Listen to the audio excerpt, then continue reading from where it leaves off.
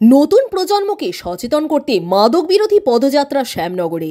যুব সমাজকে মাঠমুখী করতে এবং মাদক বিরোধী সচেতনতায় শুক্রবার এক বর্ণাঢ্য পদযাত্রার আয়োজন করেছিল শ্যামনগর উৎসব কমিটি।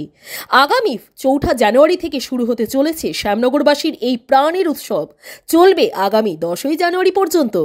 উক্ত পদযাত্রায় হাজির ছিলেন ব্যারাকপুর কেন্দ্রের সাংসদ অর্জুন সিং, উৎসব কমিটির সভাপতি সোমনাথ তালুকদার, ব্যারাকপুর পুরসভার কাউন্সিলর সম্রাট তপাদার, তৃণমূল নেতা সঞ্জয় সিং, মন্নু সাউ সহ বৃহত্তর শ্যামনগর অঞ্চলের ক্রীড়াপ্রেমী এবং ক্লাব সংগঠনের কর্তারা।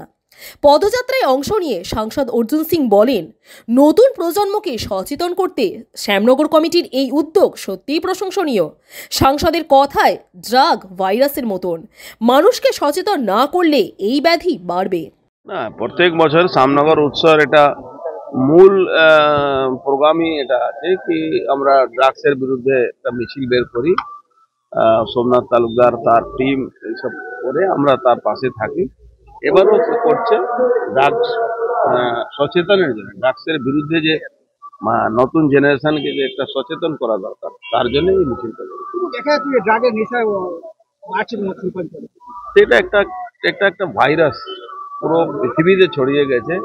এখানে মানুষকে যদি সচেতন না করা যায় তাহলেই অসুবিধা। এই জন্য আমরা সচেতন যাতে মানুষ হয়, বিশেষ করে ইয়াং জেনারেশন, তার জন্য। প্রশাসনে কি করা উচিত? এবং প্রশাসন কি করা উচিত সেটা তো প্রশাসন বলবে, আমাদের যা করণীয় আমরা। শ্যামনগর থেকে হিমাদ্রি শেখর ভট্টের রিপোর্ট, চ্যানেল 24/7।